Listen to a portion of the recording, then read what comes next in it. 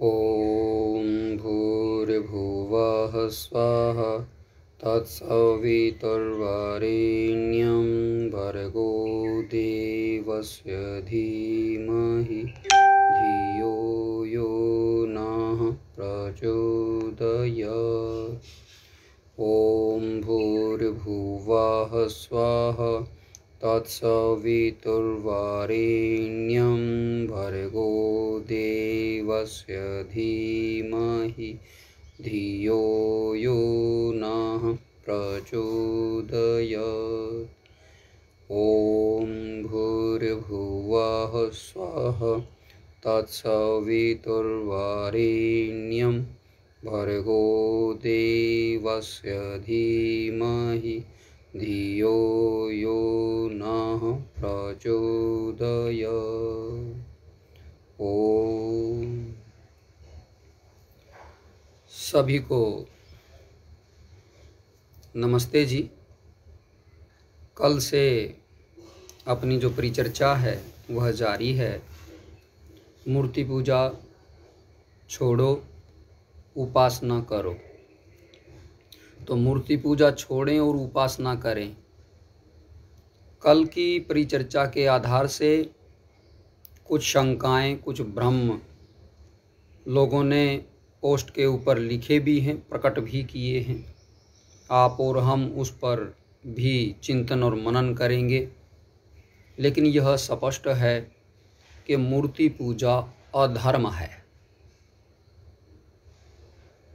मैं जो यह कह रहा हूँ, यह मैं अपनी ओर से नहीं कह रहा। मूर्ति पूजा अधर्म है।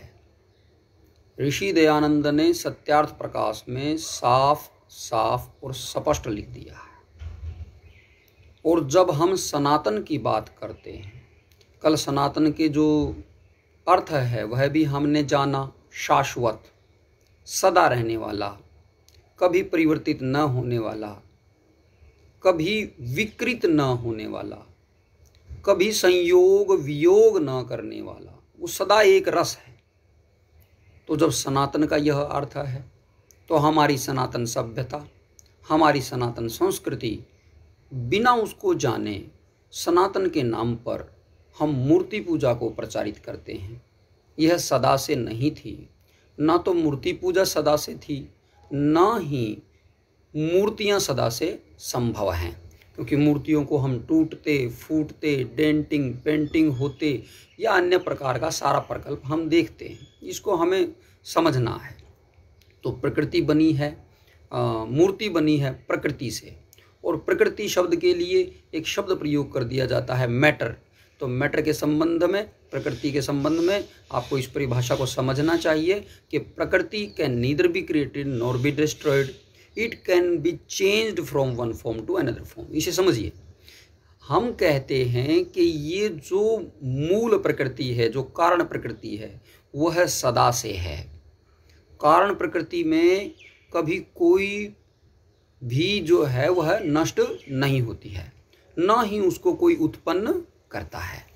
तो जो कारण प्रकृति है उसमें परिवर्तन करता है। तो परिवर्तन कौन करता है? जो सनातन है। सनातन ईश्वर ओम, जिसका मुख्य निज नाम है।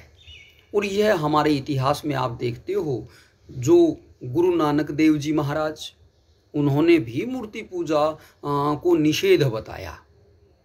उन्होंने एक ओंकार, ओम की उपासना, सनातन जो ईश्वर है उसकी उपासना, उसकी भक्ति के संबंध में गुरु नानक जी ने लिखा। ठीक इसी प्रकार से हम देखते हैं कबीर जी महाराज। तो हमारे जो गुरु कबीर जी हैं, तो वे भी क्या लिखते हैं कि पत्थर पूजन नहीं, पत्थर पूजन निषेध, जड़ पूजा निषेध, प्रतिमा पूजन निषेध, मूर्ति पूजा निषेध। तो वो निषेध वहाँ किया क्योंकि वो एक प्रकार का जो हमारी सनातन सभ्यता संस्कृति है, ये उसका अंग कभी रही नहीं। बीच काल में लोगों ने करना शुरू कर दिया। तो गुरु नानक जी ने क्या किया? राम की जब प्रतिमाएं प्रतिष्ठापित होने लग गई मंदिर में, तो उन्होंने राम की अनेक व्याख्या की। एक राम घट घट में लेटा, एक राम दशरथ का बेटा, एक राम का सब है पसारा। एक राम इन सब से न्यारा। ऐसा राम शब्द को ही उन्होंने अपने गुरु ग्रंथ साहब में कितनी बार कहा, लगभग 2500 बार जो है वो शब्द आया। लेकिन वहाँ जब भक्ति की बात आएगी तो राम का अर्थ उन्होंने किया रम रम में रमने वाला, जैसे हम कहते हैं ओम, कण कण का, इस प्रकार से। लेकिन यह उनकी अपनी परिभाषा, शास्त्र में राम का ऐसा कोई अर्थ नहीं है, ये हमें जानना चाहिए। वहाँ केवल ओम, सर्वज्ञ चेतन सत्ता, ओम जो सत्ता है, जिसका आर्य समाज के दूसरे नियम में भी विधान है, सनातन जो है उसका विधान किया गया। ईश्वर क्या है? ईश्वर सच्चिदानंद स्वरूप, जो सनातन है वो सच्चिदानंद स्वरूप है। वो कल भी सच्चिदानंद स्वरूप था, आज भी है और कल भी सच्चिदानंद स्वरूप है, उसी को हम सनातन कहेंगे। अगर उसमें कोई परिवर्तन आता है, उसमें कोई परिवर्धन होता है, उसका कोई ही संयोग और वियोग होता है, तो ऐसी स्थिति में वह सनातन नहीं। हमें सनातन को समझना है। सनातन को समझेंगे तो सनातन सभ्यता समझ में आएगी। तो पहले हमने ये जाना कि ये जो प्रकृति से बने हुए पदार्थ हैं, पृथ्वी, जल, अग्नि, वायु और आकाश, ये जो पंच तत्व है, कुछ लोगों ने क्या कहा, भगवान। तो भगवान की वो कहते हैं हम इसकी फुल फॉर्म बनाएंगे। भ से भूमि, भगवान जब बनाते हैं तो कहते हैं भ से भूमि, ग से गगन, व से वायु, अ से अग्नि और न से नीर। ये ऐसे ऐसे लाल बुझक्कड़ों ने जो फेसबुक यूनिवर्सिटी हैं, जो सोशल मीडिया यूनिवर्सिटीज हैं, जो इस प्रकार का कुछ लिख दे, अब कोई किसी को रोकने वाला तो है नहीं। देखो कल आप और हमने एक वीडियो जारी किया, लाइव वीडियो है, साक्षात बात हो रही है। हमारे मन में क्या है और बाहर क्या है, दो बातें नहीं होती हैं, वहाँ एक ही बात है। इसलिए हम कोई पहले रिकॉर्ड करेंगे और फिर उसको एडिट करेंगे, फिर ऐसा करेंगे, वैसे ऐसा करके नहीं। आर्य लोग साक्षात में विश्वास करते हैं, लाइव। हम लाइव बात कर सकते हैं, अर्थात जब हमें सिद्धांत समझ में आ जाता है तो हम लाइव बात कर सकते हैं। और लाइव का ही प्रसारण होना चाहिए, नहीं तो एडिटिंग होती रहती है। जितनी भी फिल्में बन रही हैं, जितना भी अन्य आजकल उपक्रम देखे तो वो रिकॉर्ड कर लेते हैं, और जो वो कहीं ना कहीं लगता है कि यहाँ गड़बड़ हो गया, उसको डिलीट किया, अब वो डिलीट करें। अरे आप अपने मन को ऐसा बनाइए, गलत होना ही नहीं चाहिए, गलत का कहीं प्रस्थान ना हो। तो इसलिए इस सनातन को हम समझेंगे। सनातन को समझने से पुनः ये जो भ भूमि, ग गगन, व वायु, अ अग्नि और न नीर, इस प्रकार की ये व्याख्या है, ये लाल बुझक्कड़ों की व्याख्या है। न तो पृथ्वी भगवान है, न ईशु जो जल भगवान है। तो पृथ्वी, जल, अग्नि, वायु, आकाश, ये पंचभूत जो हैं ये भूत हैं। कुछ लोग कहते हैं कि नहीं, आप लोग तो भूत नहीं मानते। ये भूत का अर्थ होता है भौतिक विज्ञान, भूत तत्व, इसी को फिजिक्स बोलते हैं। इन सब की फिजिक्स में स्टडी होती है और गहराई से इतनी स्टडी हो गई है, आज आप और हम लाइव बात कर रहे हैं, रेंज चल रही है। तो ये रेंज भी कोई उपासनीय नहीं है, इसकी भी उपासना नहीं करनी चाहिए। तो जब वेव की उपासना नहीं करनी चाहिए, प्रकाश की, कुछ लोग दीपक जलाएंगे और उसकी उपासना करेंगे। दीपक भी क्या है, अग्नि है, तो प्रकाश उसका उस रूप में। तो न तो हम वेव्स की करेंगे, न हम दीपक की करेंगे, न कोई इस प्रकार प्रतिमा बना लिया कुछ लोगों ने कहीं पर झरना है, झरना बह रहा है, कुछ लोगों ने उसको पवित्र करके उसकी प्रार्थना करेंगे, आराधना करेंगे। कुछ कहेंगे गंगा मैया मुझको दे दे, तो बह रही है नदी, तो जल से भी नहीं हम कर सकते। तो पृथ्वी, जल, अग्नि, वायु और आकाश, ये सारे मूर्तिमान तत्व हैं। तो ये मूर्तिमान तत्व जो हैं इनकी उपासना नहीं करनी है, यह सनातन नहीं है। इस सनातन विषय को आप समझिए, इसको हमें हमारे जो हिंदू धर्म जिसे कहा जाता है उससे हमें इसको अलग करना होगा। हालांकि जो हिंदू शब्द है उसकी भी हमने बताया, हिंदू शब्द भी सनातन नहीं है, ये भी अरब के लोगों के द्वारा, तुर्कों के द्वारा हम पर थोपा गया है। तो ये हिंदू शब्द भी सनातन नहीं है, सनातन है आर्य शब्द। तो ये तो हो गया। एक और आता है विषय, इसमें थोड़ा गहराई पे आप चिंतन करेंगे तो वो चिंतन ये है कि क्या जो मनुष्य है, एक तो हो गया शरीर, शरीर अलग है, जो जीव है वह अलग है, तो दोनों को समझेंगे। क्या यह शरीर तो ठीक है, हम समझ गए यह शरीर उपासनीय नहीं है, जो शरीर की हम उपासना ना करें, लेकिन क्या शरीरधारी की करें? क्या जो पशु के भीतर में जो जीव है उसकी करें? क्या पक्षी के भीतर में उसकी जीव है उसको करें? कोई गरुड़ के नाम से करता है, कोई चिड़िया को, कोई बाज को, कोई अपने अपने तरीके से, कुत्ते को, बिल्ली को, तरह तरह से लोग जो है उपासना का उन्होंने देवता करके इष्ट देवता करते, अपने अपने इष्ट देवता को। ना, हम सबका जो इष्ट महादेव है, महादेव सदा है, सर्वदा है, सनातन है, इसे समझें। तो जो आत्मा है, आत्मा क्या है? प्रकृति का हम समझ गए, प्रकृति का neither be created nor be destroyed. प्रकृति सदा से, उसका कोई जन्म नहीं हुआ है, उसको कोई नष्ट नहीं कर सकता है। इसका रूप बदला जा सकता है, रूप परिवर्तनीय है, इसमें विकृति पैदा होती है। तो प्रकृति में हम भी विकृति पैदा करते हैं। जैसे हम दूध को जमा देते हैं तो उससे दही बन जाता है, हम गेहूँ का आटा बना देते हैं, आटा बना करके फिर रोटी बना देते हैं, तो ये परिवर्तन होता है। हम ब्रेड बनते हैं, उसके अंदर परिवर्तन होता है। तो इस परिवर्तन को समझिए, प्रकृति के अंदर क्या है? विकृति है। इसको विकृति है, जिसके अंदर विकृति पैदा हो जाएगी वह सनातन नहीं है, वह सनातन ईश्वर नहीं है। जब वह सनातन ईश्वर नहीं है तो सनातन सभ्यता का पूजने का या उपासना का उसमें कोई विधान नहीं है, निषेध है। इसलिए मूर्ति पूजा अधर्म है, पहले हम ये समझ गए। दूसरा विषय है कि जो आत्मा है जिसे हम जीव कहते हैं, तो ये जीव क्या है? जीव क्या है? जीव can neither be created nor be destroyed. आप इसे लिख भी सकते हैं, आप इसके संबंध में व्याख्यान भी कर सकते हैं, और हम आर्यों को इसके संबंध में, और हम जो क्योंकि आजकल तो हिंदू बोला जाता है हम सबको ऐसा करके, तो क्योंकि संविधान के अंदर भी जो है वो थोप दिया गया है, वहाँ पर भी आर्य शब्द होना चाहिए था। तो इसके ऊपर भी कभी अमेंडमेंट पर विचार किया जा सकता है, आप दृष्टिकोण ऐसा बना सकते हैं। तो क्या करेंगे? आत्मा भी क्या है कि ना तो उसका जन्म होता है ना उसका मरण होता है। मैं ही नहीं कह रहा हूँ, श्री कृष्ण जी ने, महाराज जी ने जो है गीता में उपदेश दिया है, नैनम छिन्दन्ति शस्त्राणि नैनम दहति पावका। आपने पढ़ी भी है गीता, तो उसको आप देखेंगे। तो जो कह रहे कि आत्मा का कोई जन्म नहीं है, आत्मा का कोई मरण नहीं है, तो फिर आत्मा का क्या है? कहते जो संयोग होता है शरीर के साथ, इसको समझेंगे, जो शरीर के साथ संयोग होता है वो है जन्म। तो जो भी शरीर के साथ संयोग करता है वो क्या है? जीवात्मा। तो श्री कृष्ण जी क्या थे? जीवात्मा। और श्री रामचंद्र जी महाराज जी भी क्या थे? जीवात्मा। देवी सीता जी भी क्या थी? जीवात्मा। जो कैलाशपति शिव महाराज थे वे भी क्या थे? जीवात्मा।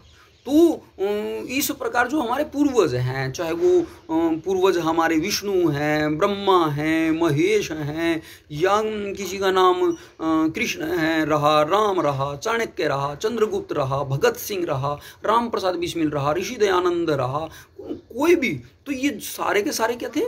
जीवात्मा। तो ये जीवात्मा, तो जीवात्मा भी उपासनीय नहीं है।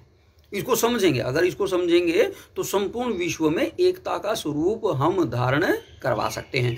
आर्य विद्या ही, आर्य शिक्षा ही संपूर्ण विश्व को एक कर सकती है, अन्य कोई नहीं कर सकता, अन्य कोई नहीं कर सकता। इसको आपको समझना पड़ेगा। यह आर्य सिद्धांत ही है जिसने सारे संसार को करोड़ों वर्षों तक एक सूत्र में बांध के रखा। वो तो महाभारत के पश्चात ऐसा युद्ध हो गया और उसके बाद एक गांव दूसरे गांव पर और इस प्रकार का हुआ कि सब टेक्नोलॉजी वगैरह सब नष्ट हो गया। पहले भी लोग विमान में चलते थे, पहले भी विद्युत आदि जो है सारा विज्ञान भरा पड़ा था। तो ये सभ्यताएं इस प्रकार होता रहता है। तो वेद जो है वो सनातन है, वेद जो है वो सनातन विद्या का है, उसमें इतिहास नहीं है। कई लोग कहते हैं नहीं उसमें इंद्र राजा की बातें हैं, कुछ लोग कहते हैं उसमें सरस्वती नदी का जिक्र है। इस प्रकार जो ये कहने वाले लोग हैं ये मूर्खता की हदों को पार कर चुके हैं, ये दिवालियापन है। और ऋषि दयानंद ने इस दिवालियापन से लड़ने के लिए अपना जो ग्रंथ लिखा था सत्यार्थ प्रकाश, ये प्रेरक ग्रंथ है, सबको पढ़ना चाहिए, प्रत्येक हिंदू के लिए, मुसलमान के लिए, ईसाई, बौद्ध, जैन, सिख, क्योंकि सबका डीएनए एक है, सभी आर्यों की संतान है। आदि उत्पत्ति तिब्बत के अंदर हुई, हम सब जानते हैं। त्रिविष्टप में जो है उत्पत्ति मनुष्य की होती है और वहाँ से जब सारे के संसार में भी धीरे धीरे फैलते हैं। तो इस प्रकार का सारा जब डीएनए तो एक है, लेकिन मान्यता की बात है। कुछ लोगों ने अपने पूर्वजों की मान्यताओं को छोड़ दिया, मूर्ति पूजा करने लगे। अपने पूर्वजों की जो वैदिक मान्यता है, जो आर्ष मान्यता है, उसको उन्होंने छोड़ दिया अब आर्ष मान्यता को छोड़ दिया तो वाम मार्गी बन गए। तो दो प्रकार के लोग संसार में देखने में आते हैं, एक वेद मार्गी और दूसरे वाम मार्गी। तो जो वेद मार्गी है वो आर्य है, और जो वाम मार्गी है वो हिंदू बन गया, मुसलमान बन गया, ईसाई बन गया, बौद्ध बन गया, जैन बन गया, सिख बन गया, कुछ कुछ बनता चला जाता है थोड़ा करके, और वो अपने अपने को सांप्रदायिकता को प्राप्त कर जाता है। तो एक तो धार्मिक लोग होते हैं और दूसरे सांप्रदायिक लोग होते हैं। हमें धार्मिक बनना है तो हिंदू का मुख्य ध्येय है कि हम धार्मिक बनेंगे, मूर्ति पूजा छोड़ो धार्मिक बनेंगे। आप जीवात्मा की जो है उपासना भी नहीं कर सकते, और जीवात्मा की कई लोग कहते हैं मैं कृष्ण की उपासना करता हूँ, मैं राम की उपासना करता हूँ। इस समय पर श्री राम की आत्मा कहाँ है, आपको देखना पड़ेगा। ठीक है, वह नैनम छिन्दन्ति शस्त्राणि नैनम दहति पावक है, उसका कभी मरण नहीं, उसका वो नहीं है, लेकिन वह जीवात्मा इस समय कहाँ है। श्री राम जी की जीवात्मा अनेक ग्रह उपग्रह, ये अनंत जो है ब्रह्मांड है। इस अनंत ब्रह्मांड में क्या हो रखा है कि इस अनंत ब्रह्मांड में बिल्कुल आप देखते चले जाइए, हमारे वैज्ञानिकों ने भी बहुत कुछ देख लिया है। इस अनंत ब्रह्मांड में अनेक पृथ्वी है, अनेक दुनिया है, अनेक सब कुछ है। तो इसको आप समझना होगा, इसको आपको समझना होगा। तो इसको आप जब करेंगे तो आप पाएंगे कि श्री राम जी किस ग्रह पर हैं। जो वो वाली आत्मा थी जिनका नाम श्री राम था ना, उनका नाम बाद में रखा गया ना, राम नाम, तो वो तो दुनियावी नाम था, वो इस पृथ्वी पर आए थे जब उनका वह नाम था, वो तो शरीर का नाम था। और शरीर हम बदलते रहते हैं, आपने भी अनेक शरीर बदले हैं, मैंने भी अनेक शरीर बदले हैं। तो हम अनंत जन्म ले करके यहाँ तक पहुँचे हैं। और हमारा जो मनुष्य जन्म है वो किस लिए हुआ है, यह आपको स्पष्ट होना चाहिए। अगर आपको यह स्पष्ट नहीं है कि मनुष्य जन्म क्यों हुआ है, तो फिर आप लगे रहेंगे, कोई भारत माता की जय करता रहेगा, कोई पाकिस्तान की जय करेगा, कोई बांग्लादेश की जय करेगा, कोई किसी की जय करेगा। हाँ, वसुधैव कुटुंबकम, इसको समझो, वसुधैव कुटुंबकम। ये सारा संसार एक गांव है। आजकल ग्लोबल विलेज की बात हो रही है। अपनी बुद्धि को हमें अब बढ़ाने की आवश्यकता है। ठीक है, पहले पुरुषार्थ जो है हम सब ने मिलजुल करके राष्ट्र के लिए किया, और राष्ट्र के लिए जब हम करते हैं तो बढ़ते हैं। फिर अब क्या ना, पूरे संसार के लिए भी करेंगे। तो जो पूरे संसार के लिए आप और हम करेंगे तो उसमें साफ साफ स्पष्ट हो जाएगा। और मूर्ति पूजा जो है वह अधर्म है, वह सीढ़ी नहीं है, वह खाई है। आपको इसको समझ, अगर आप इसको समझ गए तो निश्चित जानिए कि आप उपासना की ओर बढ़ सकेंगे। अगर आप इसको नहीं समझे तो आप उपासना नहीं कर सकते। आप कहेंगे नहीं, कल भी आप इसी प्रकार चर्चा करते, आज भी करते। मूर्ति पूजा छोड़ना पड़ेगा। और दूसरा जीव पूजा, दो पूजा में साथ साथ बोल रहा हूँ। एक मूर्ति पूजा जो मूर्तिमान तत्व जिन्हें प्रकृति आदि से बने हुए हम कहते हैं, पृथ्वी जल अग्नि वायु आकाश से जो बना हुआ है, उसकी उपासना को आपको छोड़ना पड़ेगा, वो पूजा को छोड़ना पड़ेगा। लोग समस्या जहाँ आती है, बोले मंदिर में हम क्या करेंगे, मंदिर में तो मूर्ति पूजा होती है, इसके बिना तो मंदिर का अस्तित्व नहीं है। यह भी मानसिक दिवालियापन है, यह भी जड़ बुद्धि है।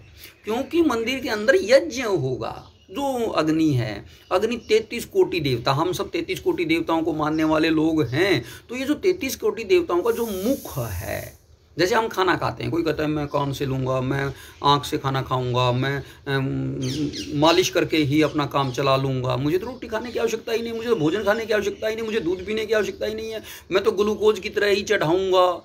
ये जो इस प्रकार का जो बातें लोग करते हैं, ये बड़ा विचित्र है।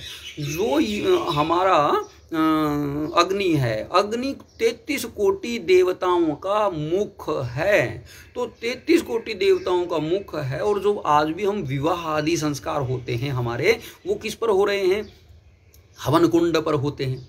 अब हवन कुंड जो है हमारी आस्था का इस प्रकार हो सकता है कि भैया 33 कोटि देवताओं के लिए, सारे संसार के लिए, लेकिन वहाँ भी उपासना नहीं है। कई लोग कहेंगे कि भैया अग्नि की उपासना कर रहे हैं, वहाँ उपासना नहीं है। वहाँ पर इस प्रकृति में जो दुर्गंध फैली है, जो प्रदूषण आदि फैला है, उसकी जो है सुगंधि आदि के लिए वह यज्ञ किया जाता है। तो ये हमारे मंदिरों में हो सकता है, मस्जिद में भी हो सकता है, गुरुद्वारे में भी हो सकता है, यह चर्च में भी हो सकता है, कहीं पर भी हो सकता है। इसके लिए कोई ज़्यादा उसकी आवश्यकता नहीं पड़ती है। तो हर जगह पर यज्ञशालाएँ प्रतिस्थापित होनी चाहिए। मस्जिद में भी प्रतिस्थापित हो सकती है यज्ञशाला। मस्जिद में अगर आप करते हैं तो चर्च में भी हो सकती है, गुरुद्वारे में भी हो सकती है, मंदिरों में भी हो सकती है, मठों में भी हो सकती है। इसमें किसी को क्या निषेध है। दुर्गंधी तो हर जगह है, उस दुर्गंधी को दूर करना है। मस्जिद के अंदर दुर्गंध है, उस दुर्गंध को दूर करेंगे तो क्या करेंगे, यज्ञ हो जाएगा। पड़ेगा। तो इसको समझो आप, इसको अगर आप समझते चले गए तो पहले मूर्ति पूजा आपको छूटे। मूर्ति पूजा, और कई लोग कहते हैं हिंदू मूर्ति पूजक है और मुसलमान जो है मूर्ति पूजक नहीं है। ये जो लोगों के मन में बड़ा भ्रम है, और ये भी मूर्खता ही मैं कहूँगा हिंदुओं की, क्योंकि वे फॉलोवर हैं। हिंदू जो शब्द हमने लिया ये भी तुर्क का है, और ये जो परंपरा है मूर्ति पूजा की ये भी विदेशी है, और वहाँ ज़्यादा चलती थी वो ठीक है। फिर बाद में बड़े मूर्ति पूजक हुए मुसलमान। आज भी वे जाते हैं, जैसे आप अपने मंदिर में चारों तरफ मूर्ति के फेरी करते हैं, वे भी वहाँ अपनी मूर्ति के फेरी करते हैं। सपने देखते हैं सारी उम्र भर, एक बार तो मैं जरूर जाऊँगा, एक बार तो मैं जरूर जाऊँगा, एक बार तो मैं जरूर जाऊँगा। तो इस प्रकार का वे भी मूर्ति पूजक है। वे बड़े मूर्ति पूजक है, आप छोटे मूर्ति पूजक हैं। फिर आप दोनों विवाद करते हैं, और जब विवाद करते हैं तो छोटा मूर्ति पूजक बड़े मूर्ति पूजक से जीत नहीं सकता है। यह संभव नहीं है, क्योंकि वो क्या करते हैं, आप तो क्या करते हो, मूर्ति का विसर्जन कर देते हो, वो मूर्ति का विसर्जन नहीं करते। पिछले 1400 वर्षों से जो मक्का के अंदर जो वहाँ मूर्ति रखी गई है उसका विसर्जन नहीं किया गया है। आप इसको देखिए, जो विसर्जन कर रहे हैं वे छोटे मूर्ति पूजक हैं। कई लोग तो थोड़ी देर के लिए किसी प्रतिमा को भगवान मानते, थोड़ी देर के लिए कहते इसमें प्राण प्रतिष्ठा कर दी। तो इसको आप समझेंगे कि प्राण प्रतिष्ठा पत्थर के अंदर कैसे कर सकते हो, मुर्दों के अंदर तो नहीं कर सकते। हमारे पुलवामा के अंदर सैनिक मारे गए, उनके अंदर प्राण प्रतिष्ठा करने का सामर्थ्य है? किसी जो ठग हैं, जो स्वांग रचते हैं, जो ढोंगी हैं, क्या हमारे सैनिक मारे गए सीमा के ऊपर, हमारी बहन जो है विधवा हो जाती है, और क्या उसके पति को वापस लाया जा सकता है? नहीं लाया जा सकता है। प्राण प्रतिष्ठा नहीं की जा सकती है। कोशिश की जाती है डॉक्टरों के द्वारा, वो डॉक्टर्स करते हैं, कोशिश करते हैं, हॉस्पिटल्स आदि में उनको वेंटिलेटर्स पर रखते हैं। कोरोना की बीमारी हो गई, कोरोना से कोई मर गया, उसको प्राण प्रतिष्ठा करके दिखा दे। अगर पूरे भारतवर्ष का कोई भी शंकराचार्य है, अगर जो कोरोना से मर रहे हमारे भाई हैं, उनके अंदर प्राण प्रतिष्ठा करके दिखा दे कोई शंकराचार्य। अब पता नहीं कैसे ढोंग करते हैं कि एक पत्थर को करेंगे, उसमें 2-4 मंत्र ओम हडिम फडिंग स्वाहा करके, और उसको ऐसे करें। ये स्वांग है। इस स्वांग से बाहर निकलें तो प्रतिमा पूजन से आप बाहर निकलेंगे तो आपको दिखेगा कि वास्तव में ऐसा है कि ये प्रतिमा ही है, ये तो पत्थर है, ये तो कागज़ है, ये तो मिट्टी ही है, ये तो धातु ही है। तो उसमें वो साफ आता है कि ये प्रतिमा पूजन वेद में, वेद शाश्वत है। अब वेद कह रहा है न तस्य प्रतिमा अस्ति, उसकी कोई प्रतिमा नहीं है। किसकी कोई प्रतिमा नहीं है? यस्य नाम महर्यस, जिसका यश क्या है, महान है, जो महान ईश्वर परमपिता परमात्मा जिसे हम परमेश्वर कहते हैं, जिसे हम सनातन सत्ता शाश्वत सत्ता कहते हैं, वो जो ईश्वर है उसकी कोई भी प्रतिमा का मतलब आप माप भी कह सकते हो, उसका कोई माप नहीं है। प्रतिमा को माप भी कहते हैं, जैसे हम इसको भी प्रतिमा बोलते हैं। बाट हो गया, वेट के लिए प्रयोग करते हैं, या हम कोई भी मापक है, मीटर वगैरह है, इसको भी हम यूनिट जो है उसको भी हम प्रतिमा बोल सकते हैं। तो ईश्वर की कोई यूनिट नहीं हो, तो 1 यूनिट है बस, अद्वितीय। वो क्या है? अद्वितीय। अद्वितीय का मतलब आप समझ ही सकते हैं। हो सकता है कोई अल्लाह अकबर बोलता है, वहाँ पर वो अद्वितीय कहने का प्रयास करता हो, लेकिन वो अल्लाह जो कुरान वाला है वो भी अद्वितीय नहीं है। वो भी डरता है हैवानों से। अल्लाह डर गया, अल्लाह जब डर जाता है हैवान से तो वो अल्लाह ईश्वर नहीं हुआ। तो इस प्रकार के वहाँ पर हमें इसको देखना पड़ेगा। तो कुछ लोग कहते हैं कि नहीं यार ये तो मुसलमान हैं, आर्य तो ईसाई हैं, आर्य तो कम्युनिस्ट हैं। ये जो अवधारणा फैलाई जा रही है आर्यों के संबंध में, ये है अवधारणा जो लोग प्रतिस्थापित है, मूर्ति पूजक, जिन लोगों ने कब्जे कर रखे हैं मंदिरों के ऊपर, जिन्होंने मंदिरों से यज्ञों को बंद करवा दिया है। केवल विवाह के समय पर थोड़ा सा हल्का फुल्का सा ढोंग सा हो जाता है, और आजकल तो वो भी दूर होता जा रहा है। पंजाब आदि क्षेत्रों में आप देखोगे वहाँ यज्ञ कुंड के ऊपर विवाह नहीं होते हैं। रामपाल दास के डेरे में आप रामपाल दास की फोटो रख के करते हैं, कबीर वाले कबीर की फोटो रख के करते हैं। कोई अलग अलग ये है। कुछ लोग कहते हैं भाई हम फूड डालते हैं। फूड नहीं डाल रहे हैं, हम आपको बता रहे हैं ऐसा है। हम तो स्थिति बता रहे हैं आपको। ये सुधीर पाठक जी लिख रहे हैं कि आप क्या कर रहे हो कि आप फूड डाल रहे हो और वेद का नाम लेकर के गाली आप ऐसा देने का करते हो करके। तो मैं ये बता रहा हूँ कि ऐसा है कि नहीं है। पहले आपको ये, अगर आप अपनी ही चीज़ को स्वीकार नहीं करोगे, अपने भीतर की बुराइयों को स्वीकार नहीं करोगे, अपने भीतर की फूट को स्वीकार नहीं करोगे, तो फिर आप कभी ना कभी जो सेकुलर है आपका जो भाव, यह बड़ा घातक होगा। तो आप सेकुलरिज्म ना करें, सत्य बोलना स्वीकार करें। सत्य शोधक अंबेडकर जी ने एक समाज बनाया था, सत्य शोधक समाज। वो सत्य का शोधन करता था। देखो समाज में कहाँ कहाँ वी.एन. नायपॉल कहते हैं India is a home of million of mutinies. India is a home of million of mutinies. यहाँ विद्रोहों की जड़ खड़ी है। अगर आप उन विद्रोहों की जड़ को चर्चा ही नहीं करना चाहते, बात ही नहीं करना चाहते, संवाद ही नहीं करना चाहते, दूर क्या खाक करोगे? अगर दूर करना चाहते हो पहले उसके ऊपर चिंतन, नहीं नहीं हम सब एक ही हैं, हम सब हमारा डीएनए एक है तो हम सब एक ही हैं, मान्यताएं भिन्न भिन्न पड़ी रहती हैं, ये कुछ नहीं है, ये भी हो जाएगा वो भी हो जाएगा। अरे मेरे भाई पहले भी ऐसा हम कर चुके हैं। हमने जो दशावतार घोषित किए, उस दशावतार में महात्मा बुद्ध को भी हमने अवतार घोषित किया, भूल गए? ये राजनीति है। राजनीति को आप अध्यात्म से न जोड़ें, राजनीति को आप सनातन से ना जोड़ें। कुछ लोगों ने राजनीति को जो है सनातन के साथ कंपेयर करते हुए और इसको भी उसका अंग बना दिया। इन लोगों ने क्या किया, मुसलमान को भी आज धर्म बना दिया है, ईसाई को भी इन्होंने धर्म बना दिया है, हिंदू को भी धर्म बना दिया है, जबकि सुप्रीम कोर्ट ये कहता है कि ये तो जीवन शैली है, धर्म नहीं है। अब आप कह रहे हो सिख भी धर्म है, अब धर्म नहीं है। आप धर्मनिरपेक्ष शब्द प्रयोग करते हो, ये भी ठीक नहीं है। धर्मांतरण शब्द प्रयोग करते हो, ये भी ठीक नहीं है। धर्म तो एक है। वेद की जो आज्ञा है, वेद की उसका जो पालन है वो धर्म है। वो साफ साफ स्पष्ट आदिकाल से चला आया है। यह आदि धर्म है। ये आदि मानव जो है इसी धर्म का पालन करते चले आए।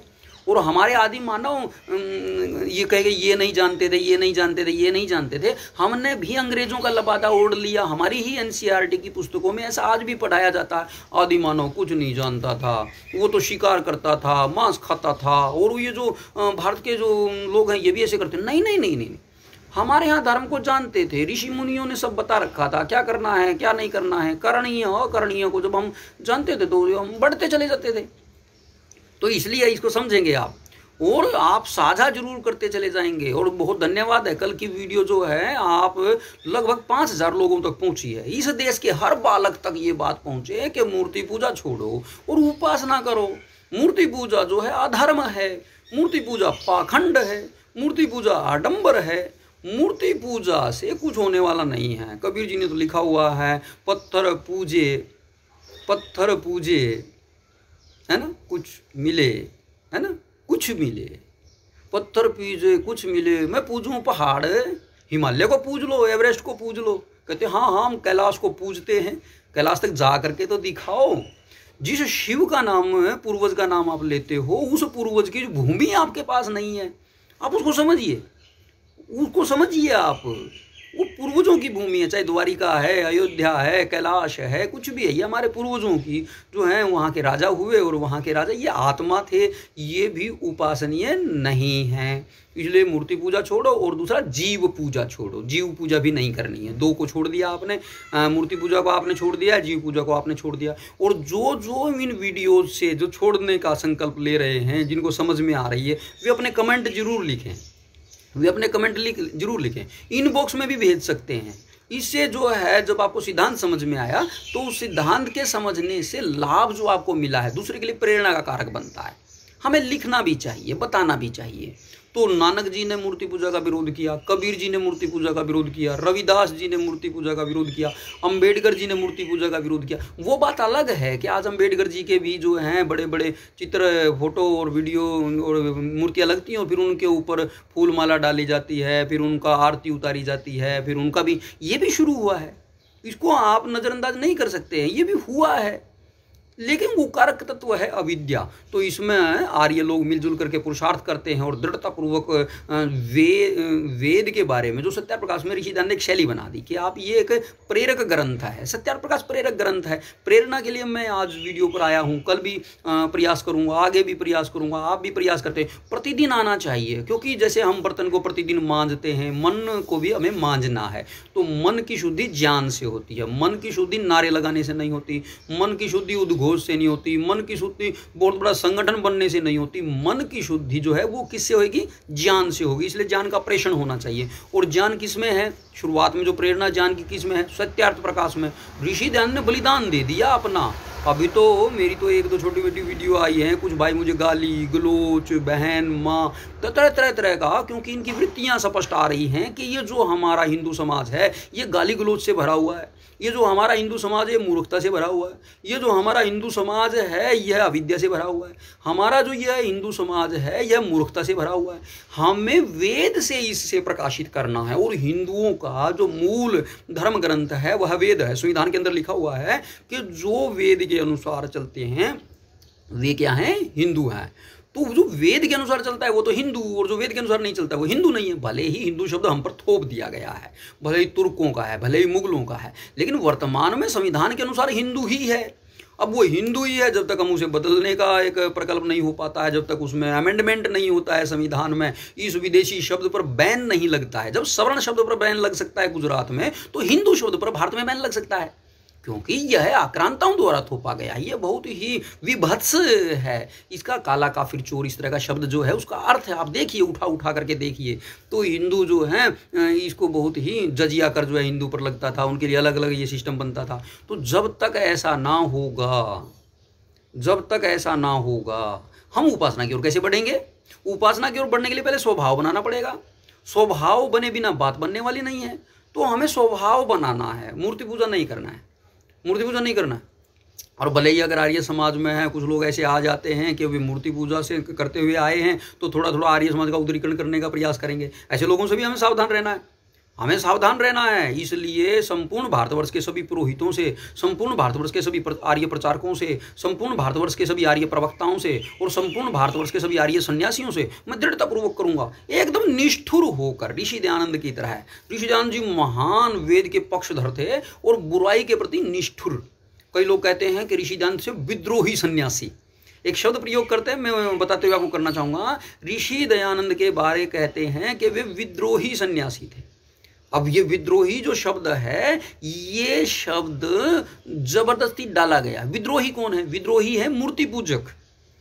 अगर कोई ऋषि दयानंद को विद्रोही कहे तो आप उसकी गर्दन पकड़ सकते हैं, आप उसे प्रश्न पूछ सकते हैं, और संवैधानिक अधिकार है, हमें एक दूसरे से प्रश्न पूछना चाहिए, उसका उत्तर देना चाहिए, लेना चाहिए, इस प्रकार का यह है जो संवैधानिक अधिकार हमें प्राप्त हुआ है। इसका प्रयोग हम आर्यों को अवश्य करना चाहिए। जो पिछले 70-75 वर्षों से आर्य गण इसका प्रयोग नहीं कर पाए हैं, अगर इसका प्रयोग करते तो आज आर्य समाज भारतवर्ष के बहुत से लोगों को ईश्वर का साक्षात्कार करवा चुका होता, ईश्वर का साक्षात्कार करवा चुका होता।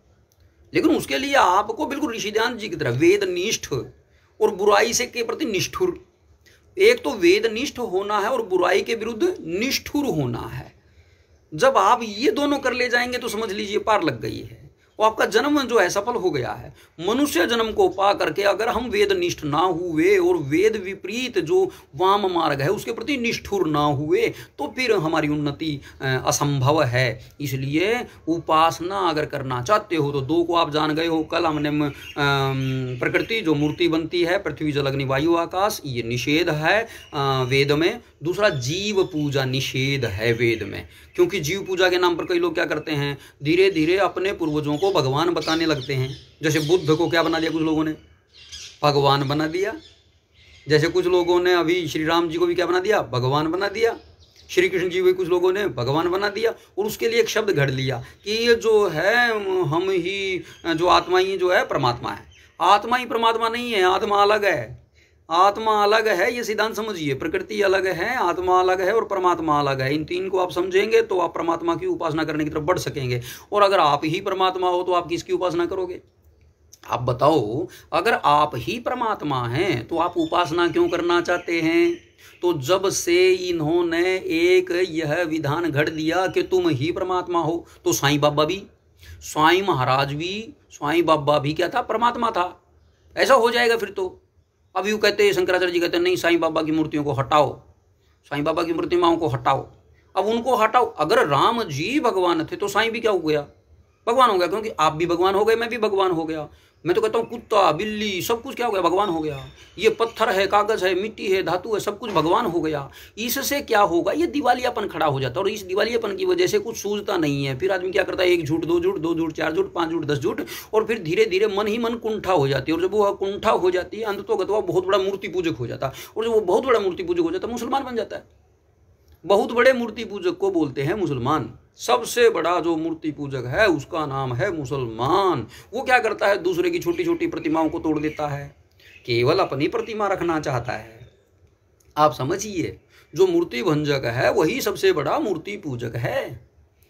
जो मूर्ति भंजक है वही सबसे बड़ा मूर्ति पूजक है। इस सिद्धांत को अगर मेरे हिंदू भाइयों ने समझ लिया तो वे तुरंत वेदनिष्ठ हो करके इस संसार को वेद में बना डालेंगे, और वेद की प्रतिस्थापना से, इस सनातन की प्रतिस्थापना से, जो सनातन की उपासना है, शाश्वत की उपासना है, ओम भगवान की उपासना है, ओम एक ओंकार, वो सबको एकता में पिरो देगा। ओम एक ओंकार सबको एकता में पिरो देगा। आप देखो, कुछ लोग क्या कह रहे हैं कि कबीर जी भगवान थे, कुछ लोग कहेंगे कि रामपाल महाराज जी भगवान थे, कुछ लोग कहेंगे आसाराम जी भगवान हैं, कुछ लोग कहेंगे राम रहीम जी भगवान हैं, कुछ लोग कहेंगे राधा स्वामी जी भगवान हैं, कुछ लोग कहेंगे, सबका अपना अपना। अब उन्होंने भगवान बन गए हैं और वे कहते हैं हम वेद से बड़े। इसको आप समझिए, वे क्या किए, उन्होंने एक सिद्धांत बना लिया कि हम वेद से क्या हो गए, बड़े हो गए। मैं बता देना चाहता हूँ, वेद ईश्वरीय वाणी है, उस ईश्वरीय वाणी से कोई भी जो आत्मा है वह बड़ी नहीं है। उतना ज्ञान भी हम सबको पूरा पूरा हो जाए वो तो मनुष्य के ज्ञान में नहीं आ सकता है, इतना ज्ञान वेद में भरा पड़ा है। तो इस शाश्वत को आप समझेंगे तो इस दो के साथ में फिर हम तीसरे की ओर बढ़ेंगे। मैंने अपनी 2 वीडियो में 2 को बता दिया है, प्रकृति, जीव, और तीसरा हम चलेंगे ईश्वर की ओर। और जब ईश्वर को जानेंगे उसके बाद हम उपासना बताएंगे। तो कल ईश्वर के बारे में बताएंगे, ईश्वर है कौन, ईश्वर है कौन, आत्मा किससे योग करना चाहती है। आज योग के नाम के ऊपर कुछ उल्टे सीधे बंदर की उछल कूद चल रही है, यह योग नहीं है। ये जो आत्मा और परमात्मा, ये इसकी ओर चलेगी। इनके साक्षात्कार का जो सिस्टम है, जो व्यवस्था बनाई गई है पतंजलि मुनि के द्वारा, उसे ही कहेंगे योग।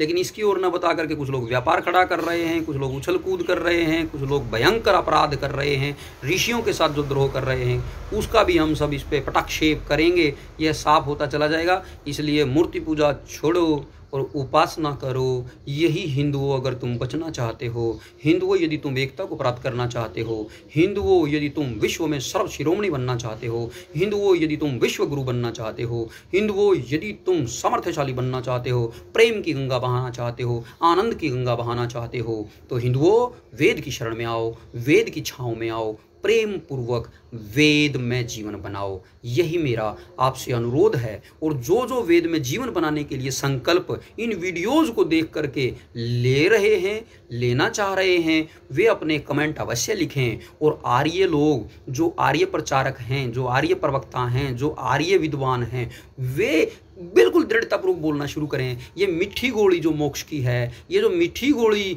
जो दी जा रही है, मीठी गोलियों से काम नहीं चलेगा। हमारे को जो यथार्थ है, मीठी गोली से बुखार नहीं उतरता है। और ये तो कोरोना नामक रोग है, और ये जो मूर्खता है ये तो उससे भी भयंकर रोग है। तो इस सेकुलरिज्म को अगर दूर करना चाहते हो तो जरूर आर्य बनो, आर्य बनाओ, आर्य बनो, आर्य बनाओ, आर्य बनो, आर्य बनाओ। मेरे साथ उद्घोष करेंगे, समापन करेंगे। किरणवंतो विश्वमार्यम, किरणवंतो विश्वमार्यम, किरणवंतो विश्वमार्यम। सभी को नमस्ते।